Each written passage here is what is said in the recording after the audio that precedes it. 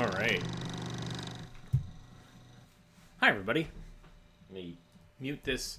I'm Skip Alsheimer. Welcome to the AV Geeks Lunchtime streaming show, where we watch old 16mm films like silent handheld footage of a crow in a tree. That's what that was. Not everything we have is brilliant, but sometimes that's what you need, is just some quiet crow footage. Yeah, so we've got lots of films lined up today, and we're going to go ahead and start off with, we've seen films on claymation and play clay. Now let's learn a little bit more about the craftsmanship in clay with clay decoration. Enjoy.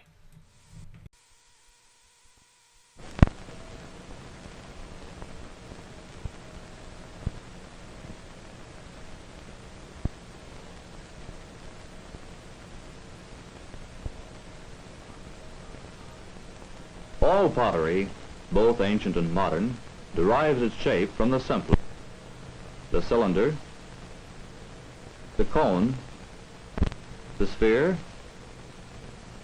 and the ovoid.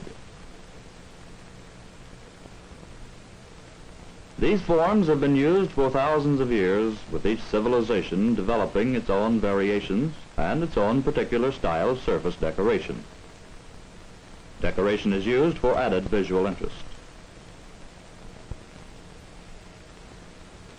There are many different kinds of decoration. One way to group them is according to the materials used. The potter is using the simplest material, the clay itself. Soft clay can be easily worked by incising, by imprinting, or by modeling on.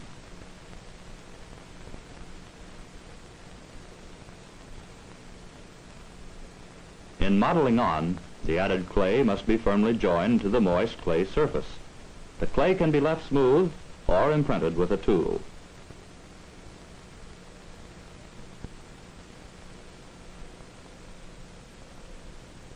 After the clay is dry, the entire surface will be covered with a glaze of the potter's choice and the piece fired.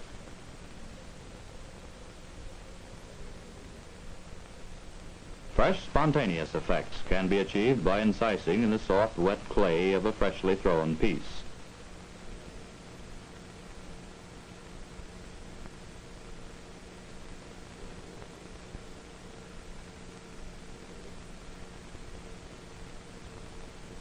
Simple textured areas can also be incised with a piece of a comb.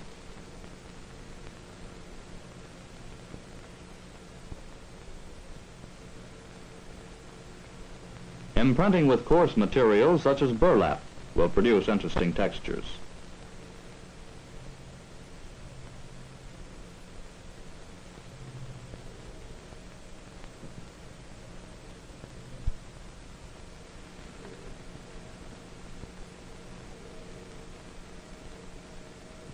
For these textured or modeled surfaces, glazes have been chosen which further reveal the surface patterns and make the piece more colorful.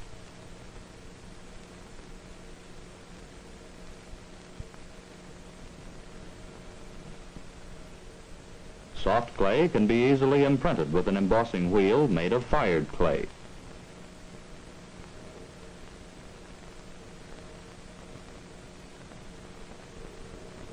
Single stamps can also be made of fired clay. Many original designs can be invented with these simple units, but a mechanical and monotonous effect should be avoided.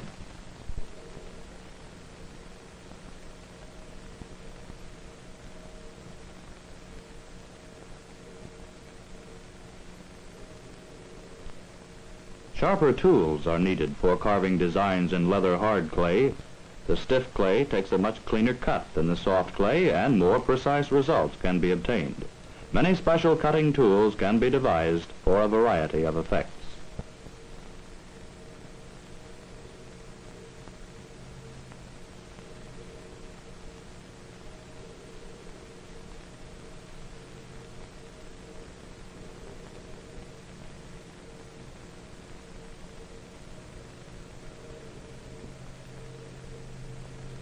Working on and in the clay itself is only one kind of decoration. Glaze, applied to the surface of the clay, can be used for another kind of decorating. Applied to the dry clay, the moist glaze can be carved.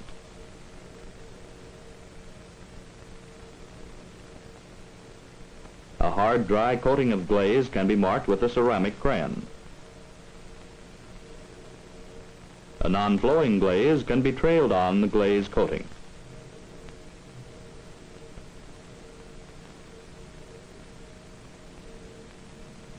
And colored glazes can be stippled, sponged, or painted on the dry glaze surface. Glaze painting is usually done with different colors of the same glaze with which the piece is covered.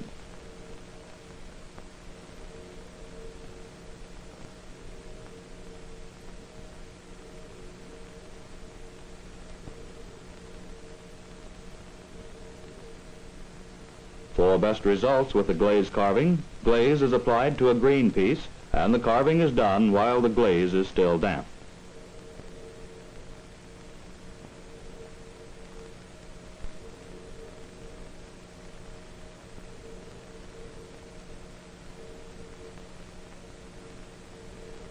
To retain the design, a non-flowing glaze was used.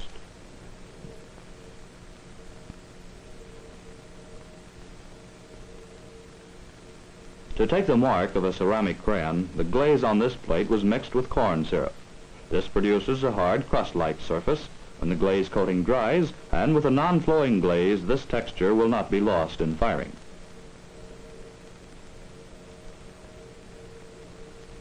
Two or more methods are often combined to produce a richer effect. Glaze trailing is most easily done on a flat or nearly flat surface with a thick-bodied glaze.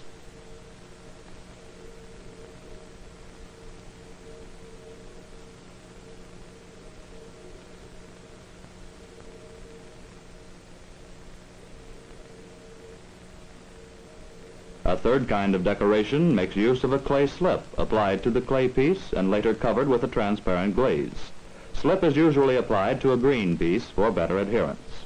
It must be applied thickly to withstand the solvent action of the glaze.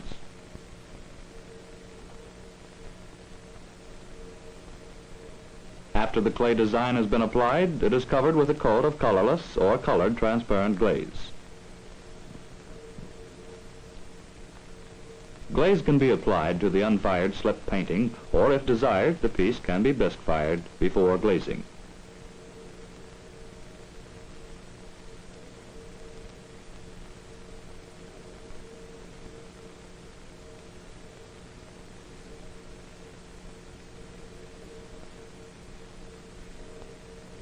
Clay slip can be trailed on for strong line patterns. The consistency of the slip can be varied from a fluid to a paste, depending upon the effect desired.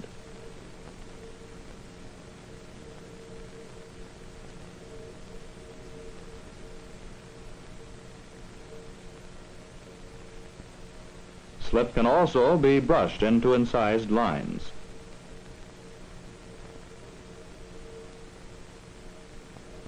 This is an old Korean technique called mishima.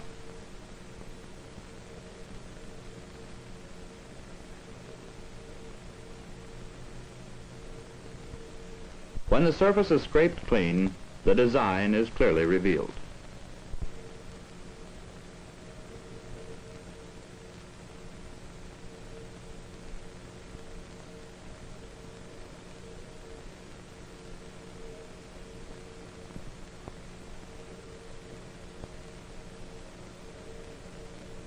One of the most effective uses of slip is a method called graffito.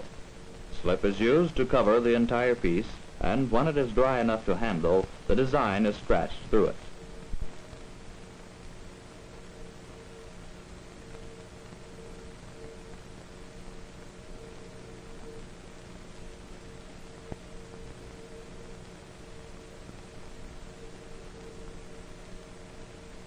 In the wax resist method, the design is first brushed onto a green piece with melted wax or a wax emulsion.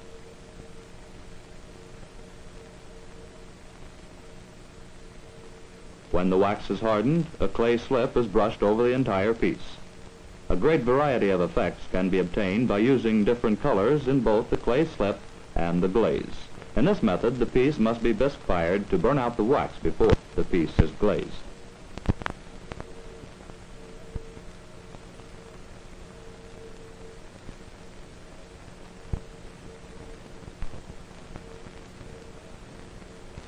White clay slip can be colored by the addition of powdered commercially prepared underglaze colors.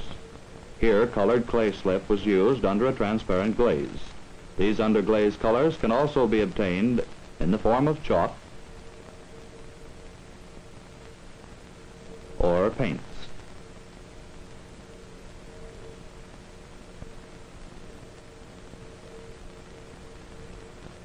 Imagination and courage to try new combinations as effects from these age-old techniques.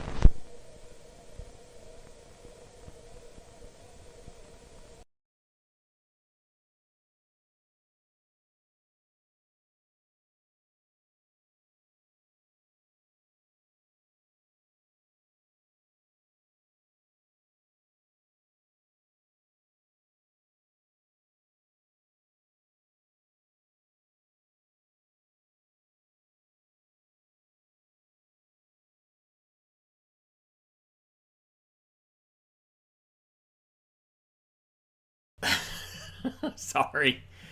There were so many like gaps where they were just footage of the guy just kind of doing some impression or doing something on the clay piece that I got lulled into this sense of like, yeah, it's still going, and there's no music, so no outro music. So sorry about that. Colorado River. Let's learn more about that. Circa 1947. And we have a lot we could probably say about the Colorado River now. So here we go. Colorado River. Enjoy.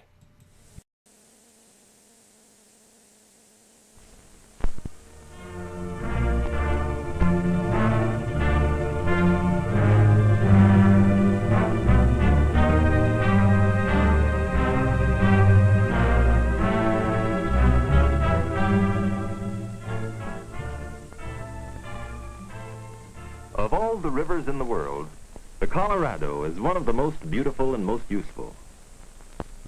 The southwestern United States depends on the Colorado River for water and electric power.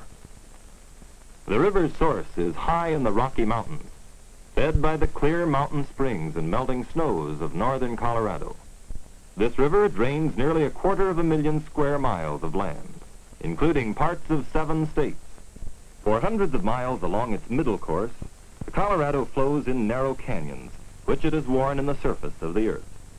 Here, man has set aside one of the most beautiful parts of the river's course as Grand Canyon National Park. A little farther down the river, the giant Boulder Dam creates Lake Mead, an artificial lake 115 miles long, the largest reservoir ever made by man. At the start of its long journey to the Pacific, the Colorado is a clear, cold stream that runs swiftly between its rocky banks. But as it flows along, it picks up sand and silt. The river loses its clear blue color and becomes muddy. In this region, the rocky banks support so little vegetation that only hardy wild burros can survive. And without vegetation, there's nothing to stop erosion of the soil. Every rainstorm sweeps even more mud and sand into the river to be carried downstream. This load of sand and mud helps the river to carve its channels deeper and deeper into the earth, because each sharp-edged grain of sand becomes a tiny chisel driven by the river current. At the Grand Canyon, this is what the river has done. After the Colorado has gouged out this tremendous gorge, a mile deep, 4 to 20 miles wide, and over 200 miles long. From a plain high over the canyon, we can see the river eating its way into the flat plateau land of Arizona. Over 1,000 square miles of this magnificent canyon area has been set aside by the government of the United States as the Grand Canyon National Park. The Colorado runs swiftly through the park. The racing river and rocky bottom form many dangerous rapids. Suspension bridges built across the canyon from one steep wall to the other carry the pack trains of sightseers. Narrow trails along the canyon walls give the tourists a close view of the rushing muddy stream. Below the Grand Canyon, the Colorado flows into Lake Mead, the reservoir created by Boulder Dam. The level of the river has been raised to form this tremendous lake between the canyon walls. Over 115 miles long, the lake covers nearly 230 square miles. Lake Mead is a popular recreation area with excellent facilities for pleasure boating and swimming. The lake is also a fisherman's paradise, yielding black bass and other varieties all the year round. But the most important function of Lake Mead is to store great quantities of water. By building Boulder Dam, man has controlled and made available for use the Colorado's raging current. Before the dam was built, the river alternated between a small stream in winter and vast floods in summer. Now, the lower river below the dam is completely controlled, as the dam keeps the flow constant and nearly uniform. Boulder Dam itself is tremendous, made of 6.5 million tons of concrete and steel, the highest dam ever built by man. The top of the dam is broad enough for a 4-lane highway. Above the dam, spillways carry the water down to the lower river, while huge intake towers feed clear, silt-free water into the powerhouse below the dam. The Boulder installation develops more electricity than any other plant in the world. Over 1 million horsepower is generated here for distribution throughout the Southwest to more than 3 million power users. Below Boulder Dam, the Colorado runs south for 155 miles until it reaches Parker Dam, source of the water supply for Los Angeles. Water taken from the river is carried by an aqueduct 250 miles across the desert to Los Angeles. Both Arizona and California are benefited by Parker Dam. Parker power plants send electricity into Arizona. And for California, Parker Dam stores a much-needed supply of good domestic water. A large pumping station starts many millions of gallons of water a day on the journey across the desert to Los Angeles. Along much of the way, the water is pumped in giant pipes which run up and downhill through the mountains.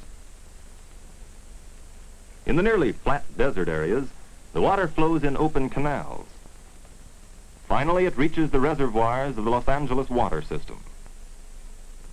From Parker Dam, the Colorado flows south to Imperial Dam, the source of irrigation water for the desert farming country of Southern California. Through the All-American Canal goes river water to irrigate the rich Imperial and Coachella valleys, while on the Arizona side, the Gila Canal carries water to other farmlands. Imperial Dam creates no large reservoir. It is designed to divert water from the river into the irrigation canals. One side of the dam is a sluice that lets water go through and on down the river.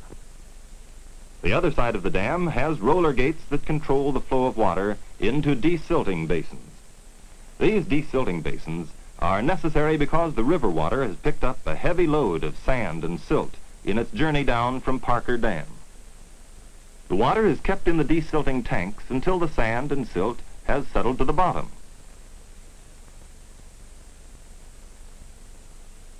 Then good clear water flows into the channel, which is the start of the All-American Canal. This canal runs approximately 100 miles through the desert, carrying water to irrigate the fields of Southern California's dry interior. The canal gets its name from the fact that it lies wholly in the United States, instead of dipping into Mexico as older canals in the same area have done. When the canal reaches Imperial Valley, water is carried to the fields by feeder ditches. Many fields are completely flooded to prepare them for crops that require a great deal of moisture. A system of little dikes directs the flow of priceless Colorado River water to change a barren desert into rich and productive farmland. Alfalfa is one of the chief crops raised in Imperial Valley, and tremendous yields result from the ideal growing conditions of hot sun and plentiful water. Melons are another crop that thrives in Imperial Valley. These cantaloupes are shipped in refrigerator cars to markets all over the United States. Yet only cactus and lizards could survive here without the Colorado water. Large areas of the valley are used in growing flax.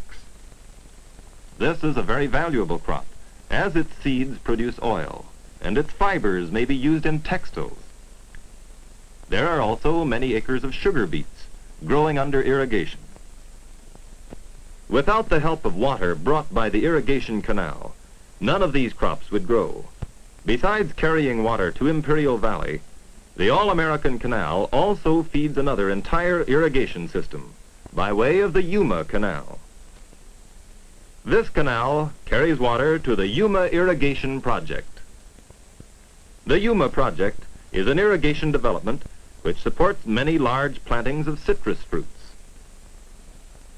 At the east end of Imperial Dam are the headworks for the Gila Canal. Just as for the All-American Canal on the California side of the river, water diverted into the Gila Canal system must have the silt removed in large settling basins. Then the clear water is carried by the canal for irrigation in the Gila Valley of Arizona. Below Imperial Dam, the Colorado is a sluggish, muddy river that flows through desert and irrigated lands in Mexico for 80 miles. Until it finally empties into the Gulf of California. So man has turned the Colorado to his own use. The Colorado benefits our Southwest and indirectly the whole United States. Boulder Dam prevents the river's destructive floods and provides vast quantities of electric power. Parker Dam stores river water to supply Los Angeles and its neighboring cities. Imperial Dam diverts water from the Colorado to irrigate farmlands. The size, beauty, and usefulness of the Colorado make it one of the great rivers of America.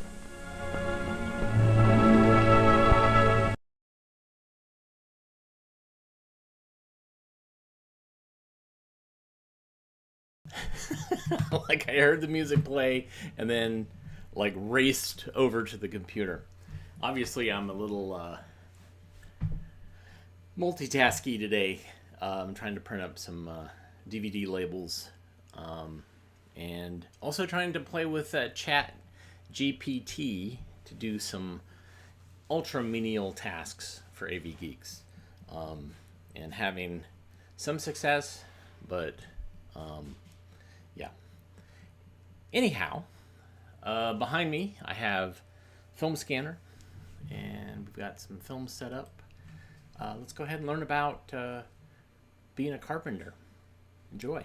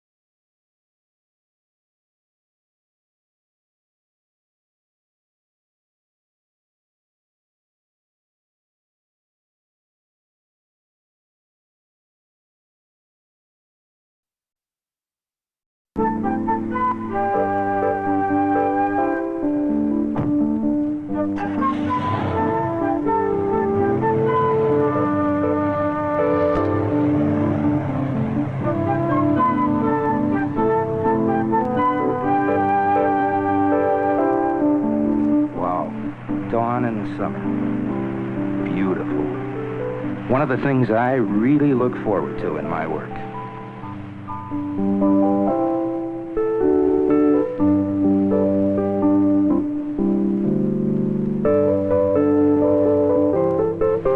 summer months are when we really move. It's when I contract most of my work. Now I make it or break it for the whole year.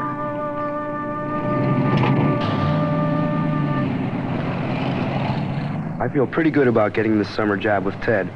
I'll get a lot of practice using the skills I learned in class during the school year. Mike and I start early to take advantage of the long day.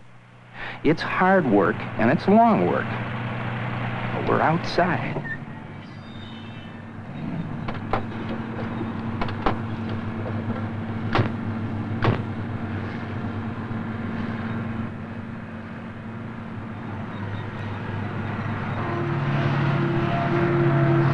I guess what got me into the field was the satisfaction of building something from ground up. Being your own contractor, you're in business for yourself. You are responsible for everything that happens at each stage. You've got to hire the subcontractors, the other construction specialists you need for all the jobs you can't do yourself. And you've got to work with them to make sure they follow your specifications. When you're on your own, you've got to know what you're doing in most areas of carpentry. From putting up the structure to the finest finishing work.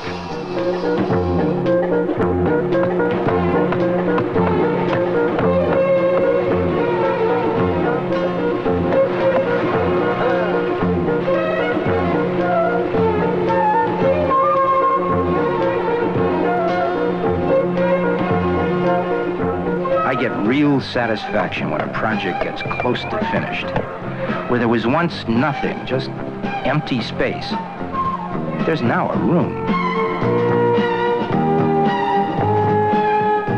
Every stage requires skill and knowledge. You have to know your materials and tools inside out. Because if you don't, it's easy to make a mistake on your bidding. I've been really lucky to be Ted's assistant. He isn't just teaching me a lot about construction skills, he's showing me the importance of planning. Being able to draw a good-looking functional design is okay, but you've also got to know how to price right. Came in yesterday. Yeah, now I need the price on the outlets. I have to get solid estimates for materials I buy and tools I rent, and for any expert labor I'll have to contract. $17.85. George, what are you going to try to do, retire on me early? For instance, on this den I'm building, I've got to get an accurate fix on the electrical needs. And the electrician's got to tell me how much money and time he thinks it will take to do the job. $17.85 is a 25% increase since last week. You gotta watch these guys. That's what I mean by pricing. Finally, I take my estimate and plans to the customer. By now, we've talked several times, and I think I know his needs. But a customer isn't always sure exactly what he really wants built. You've got to talk it out. Will it add value to the house? Will it give him the kind of extra space he feels his family wants? Will the look of the den go with the look of the house?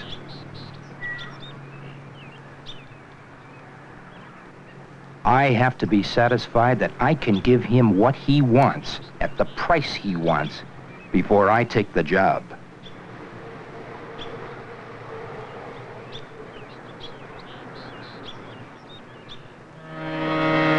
You've got to build a reputation for quality. That's the most important thing Ted's taught me.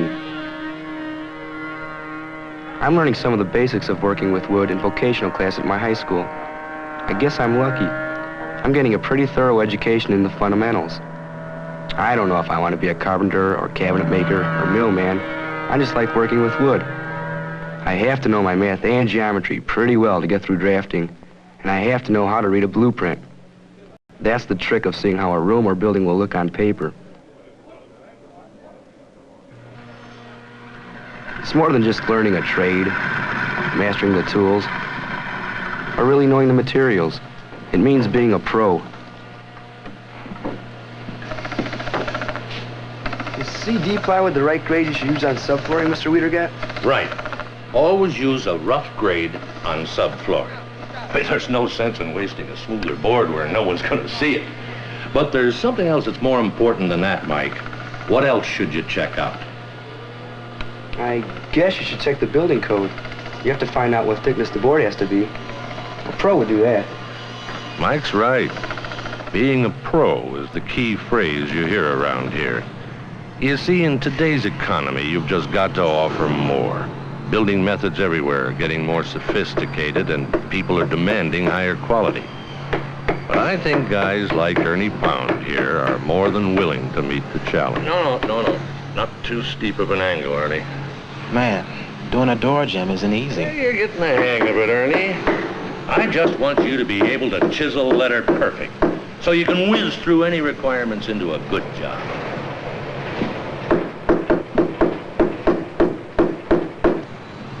All this school training is starting to pay off. I really feel I'm getting better at this.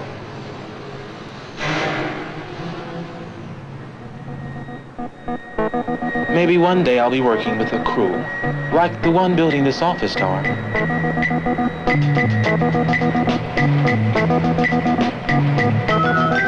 My chances look good about getting into the apprentice program at the local Carpenters Union. After 4 years as a union apprentice, I'll be a journeyman, maybe doing different jobs at sites all over the area. 1 month, I might be working on an office building in the city. And 2 months later, I could be doing a job in the suburb miles away. Starting as an apprentice, I'll be helping top carpenters in all kinds of jobs, learning the little skills of the trade that really make you good. Maybe I'll be a roofer on one job for a few months. And then the union, or the company I work for, will have me doing something else, like putting up subflooring on a new building, or drywalling a new office, or doing finished carpentry in the showroom of a new store. In the union program, I'll get a lot of different kinds of experience, and I'll get to work beside the pros in the other construction trades, like operating engineers, iron workers, welders, bricklayers and stonemasons. They work in the structural phase. And electricians. And pipe fitters. They work in the mechanical phase to make sure the building's going to function right. And lathers. And painters. They handle the finishing stage. They're the ones who make the buildings look good. These are just a few of the trades you see on a site. Of course, there are some real drawbacks. Sometimes that coffee break you see the guys taking can last for months if there's a building slump. And work on some construction sites can be a little unsteady when the weather's bad, especially in winter. Still, you don't go through the hassles of running your own business, like contract carpenters. You do a straight job, and you get a straight check. I like that. Another thing about being an apprentice is that the union will send me to vocational school, maybe 1 day a week or so. Sounds like a lot of time and work, doesn't it? But who knows? I might just end up as a foreman one of these days.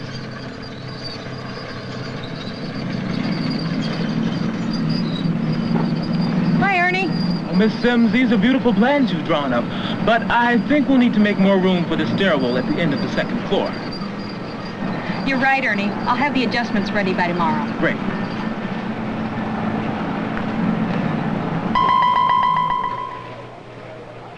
Just a dream, maybe. But it's sure worth a try. Ernie can have that construction work. Not me, man. I don't like working outdoors. The pay may be good, but the chance of layoffs makes me nervous. Besides, what I want, well, it's the craft of it all. I like to see just how well I can handle a tool and shape that wood exactly. I'm happiest when I'm working on something that's gonna turn out beautiful. In a mill, you can do all kinds of specialty work.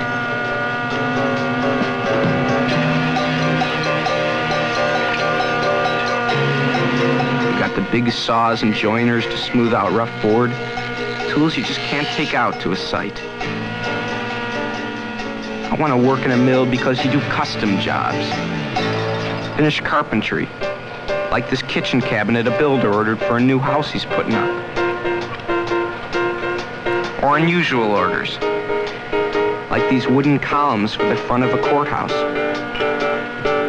Mill workers make a lot of windows and doors. Special items where the work's just gotta be exact.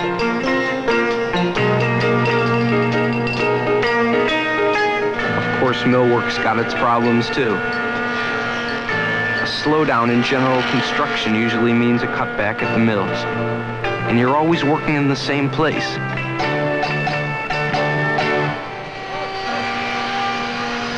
But for me, that's okay. It's the kind of work I want.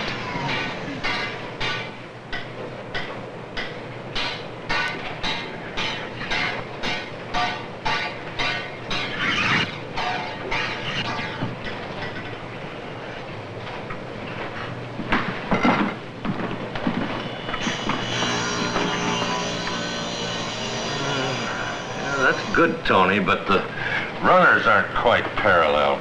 Better hand plane it some more. Get it perfect, start you on the belt sander.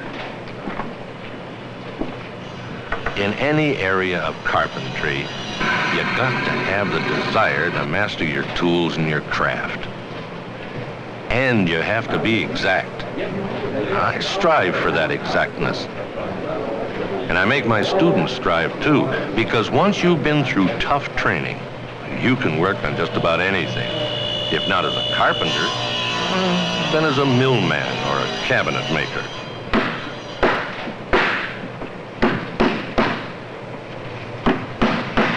With the skills you're picking up, Mike, you'll be able to do just about any kind of job that uses wood. Yeah, I like that idea. Sometimes I think about all the different places I might end up. From building highways to working on ships. Maybe I'll just want to do small jobs in the country. Or be part of a big crew putting up a shopping center. But for now, I'm just happy to be doing what I'm doing. Working with Ted and using all the things I learned this year in vocational class. It's gonna be a good summer.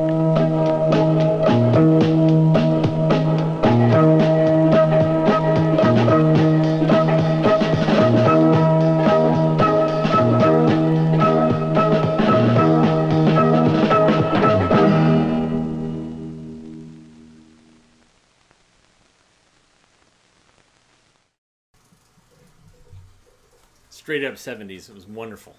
Absolutely wonderful. And, you know, nowadays I'm like, yeah, be a carpenter, man. Learn how to be a carpenter or a plumber or electrician. That's where the money is right now, because there's such a lack of those jobs and there's so much demand at the moment.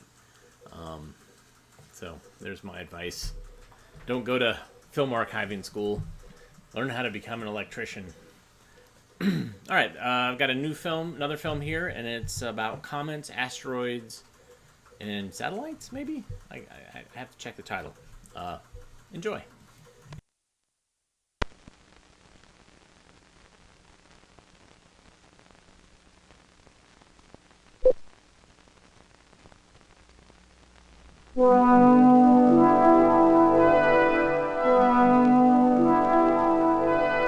Four and a half billion years ago, the sun, its planets, and their moons formed out of a great condensing cloud of dust and gas. But not all the material in this cloud was used up in these formations. What was left formed the minor members of our solar system.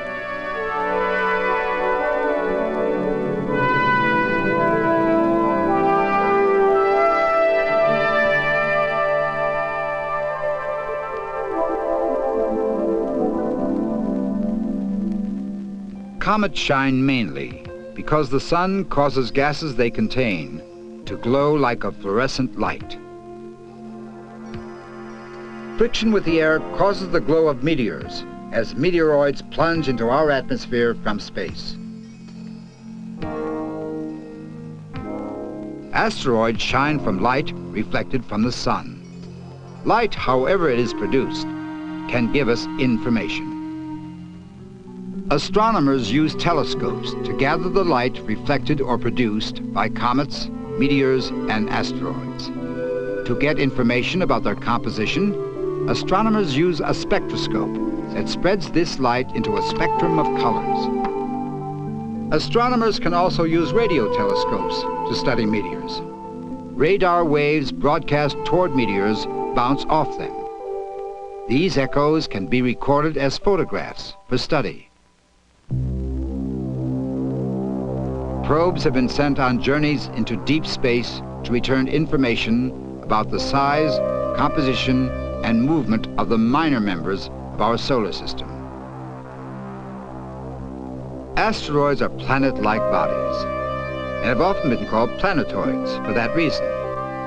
They follow generally circular orbits around the sun, like the planets, in a wide region that lies between the orbits of Mars and Jupiter, the asteroid belt.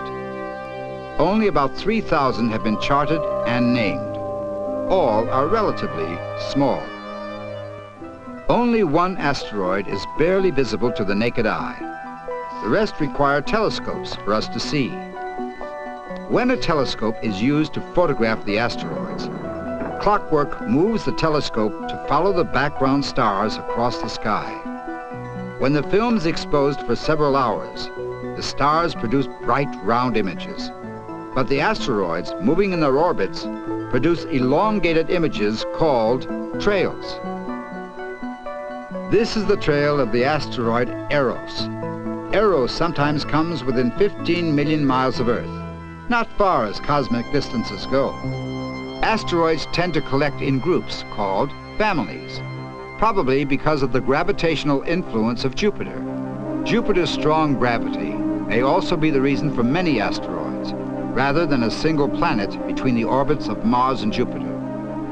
As all the other planets were forming, Jupiter's great mass could have disturbed the orbits of the asteroids. Instead of coming together to form a single planet, they spread out and maintained their independent orbits. Perhaps several bodies, the size of the largest of the asteroids, formed originally. But in the course of thousands of millions of years, collisions produced many smaller fragments. From such a series of collisions, the thousands of small asteroids that exist today may have been formed. These bits of asteroidal debris may also be responsible for another kind of interplanetary wanderers that we sometimes see flashing above us in the night sky. These are the meteors. Although they're often called shooting stars, they're, of course, not stars at all. Most often, meteors are caused by tiny particles not much larger than grains of sand. These meteoroids blaze into hot, luminous gas. Most of the tiny meteoroids that become meteors are destroyed in their fiery collision with the Earth's atmosphere. But occasionally, when a meteoroid is large, it will not be totally consumed by friction, and it will reach the ground. Then it is called a meteorite. The fall of large meteorites can produce craters. This meteor crater in Arizona is more than 1 kilometer wide. It's rare to find meteoric craters on the Earth. Erosion from wind and water wears them down. Most craters on the Moon were formed in the same way, but have remained with little change because there is no atmosphere, as there is on Earth. Only a few large meteorites survive the fall to Earth each year. They usually find their ways into museums. Most are of just 3 types. There are stony meteorites. These are pretty much like ordinary rocks. Metallic or iron meteorites are mainly composed of iron and nickel. And a few meteorites are a combination of the rocky and metallic types. There is one rare kind of meteorite that contains compounds of carbon.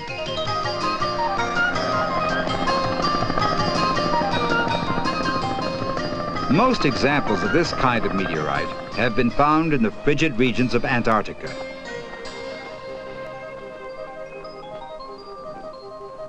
These carbonaceous chondrites, as they're called, fall all over the world, but quickly disintegrate when they land on the ground. But those that have come to Earth here in the Antarctic become buried in the snow and ice, and remain preserved for hundreds and thousands of years.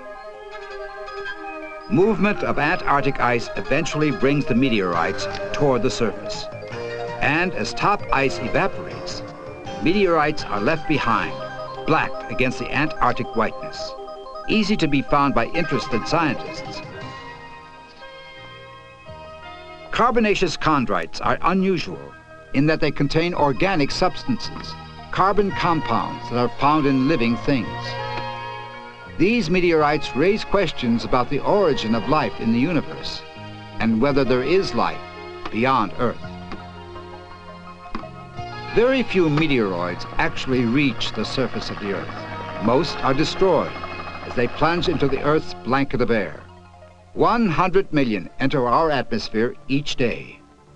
Such micrometeorites that can pit space vehicles have been collected on the paddle arms of devices like this one. In space, the capsule opens, exposing its paddle arms to the micrometeorites. Recovered on Earth, the capsules have brought back evidence that the Earth is surrounded by a vast cloud of these tiny particles. Periodically, the Earth's orbit carries it through thick swarms of meteoroids, resulting in meteor showers. This, with perhaps a little exaggeration, records a spectacular shower that took place in 1833. The explanation for meteor showers that recur yearly or in longer periods can be found in a third type of wanderer between the planets, comets. A comet is composed of an enormous spherical head of gas and dust that is usually many thousands of miles in diameter. Streaming out from the head is an immense tail, often millions of miles long. The source of a comet's tail is material in its head. Within the large head is a much smaller, sharply outlined nucleus. The nucleus is a mass of frozen gases and meteoric material a few miles in diameter. As the comet approaches the sun, it is heated by sunlight. This heating thaws the solidified gases near the surface of the nucleus and also releases some of the meteoric material. The gases absorb energy from the sunlight and glow. Pushed away from the nucleus by the light pressure and the electrified particles from the sun that we call the solar wind, the continuing flow of dust and gases forms the long tail of the comet. The tail will gradually be lost as the comet moves away from the heat of the sun and material stops flowing from the nucleus. Some comets travel around the sun in periods of less than 100 years, while others come past only once in thousands of years. And where do they come from? Perhaps from a vast storehouse of comets at the very fringes of the solar system, matter left over from its formation. This cloud of comets may be 40,000 times as far from the sun as Earth is. But dislodged by gravitational interactions from passing stars, an occasional comet may be nudged out of this cloud and begin a long, slow fall toward the sun. Halley's Comet is one of the best known. It makes an orbit around the sun about once every 76 years. Halley's Comet moves through the solar system in a direction opposite the direction in which the planets move. Its orbit, like those of most comets, takes it far out of the narrow region of space the planets travel through. The comet's elliptical orbit carries it from a distance farther out than Neptune, 30 times as far from the sun as Earth is, to a point in space within the orbit of Venus. Halley's was the first comet whose return was predicted, although its appearance had been recorded many times throughout history. When it passed Earth in 1910, its tail grew to be more than 100 million miles long. Earth actually passed through the comet's tail that year.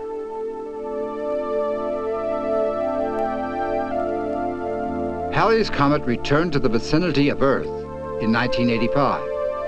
After it had rounded the sun in March of 1986, 5 space probes rendezvoused with the comet, carrying instruments to electronically observe its nucleus, measure its size and electromagnetic properties, sample its dust and gases.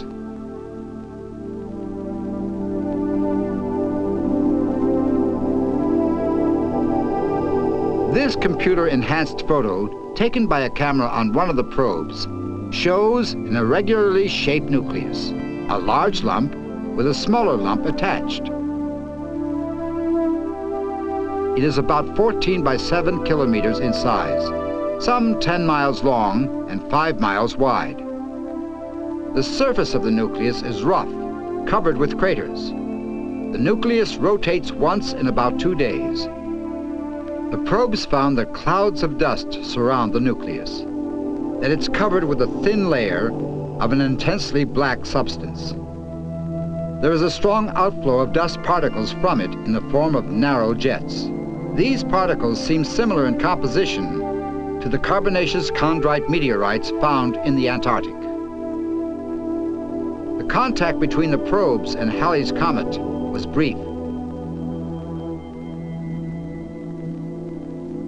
Halley's Comet will not return until the year 2061.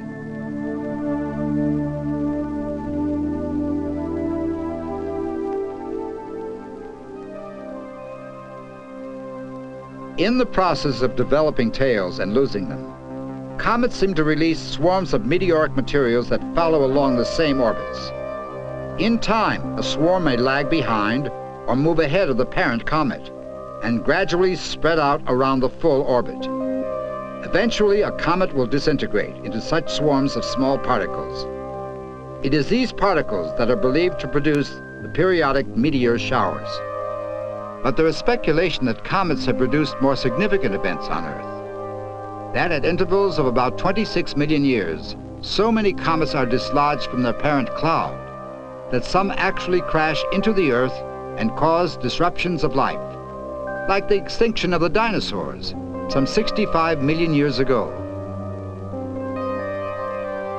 But whether comets actually wiped out the dinosaurs, Earth will always be a vulnerable target of the debris from the solar system's formation: comets, meteors, and asteroids.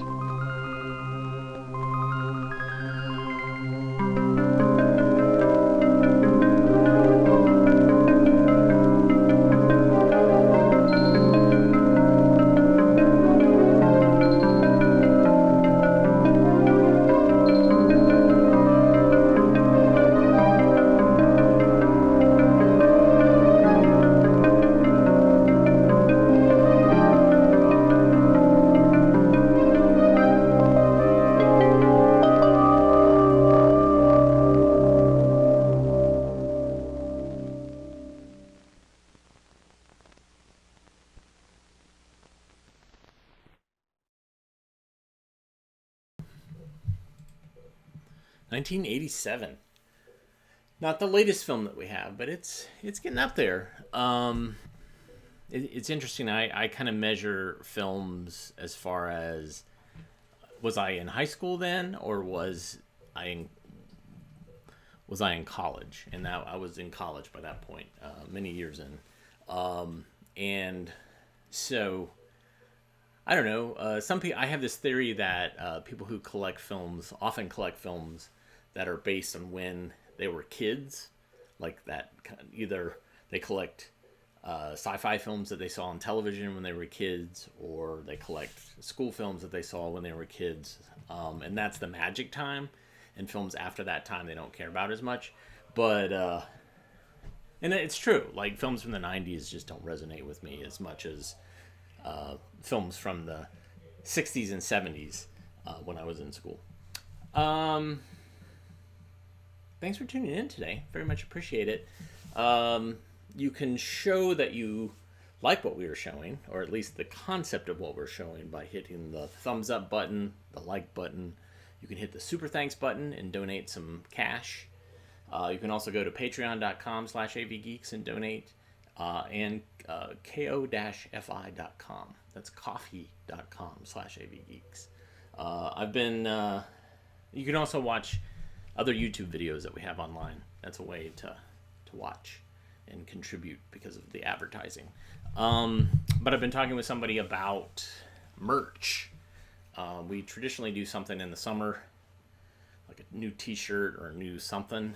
In the comments, tell me, what are things that you would purchase that have AV Geeks or 16 millimeter film stuff on it? What is it that you like? Is it a t-shirt? Is it a hat? Is it a coffee mug? Is it just stickers? How can I whittle? How can I slowly pull dollar bills out of your wallet, and you can perpetuate the fact that you like watching our show? Yeah, let me know. Just interested. You're not obligated to purchase, but thanks again. We will be back tomorrow. God, it's Friday already. Holy cow. As always, I Heart Films. Maybe this will be on something. Maybe this will be on a coffee mug. I don't know. But I Heart Films, and I hope that you do too. We'll be back again tomorrow. Everybody, please take care and have a good Thursday. All right.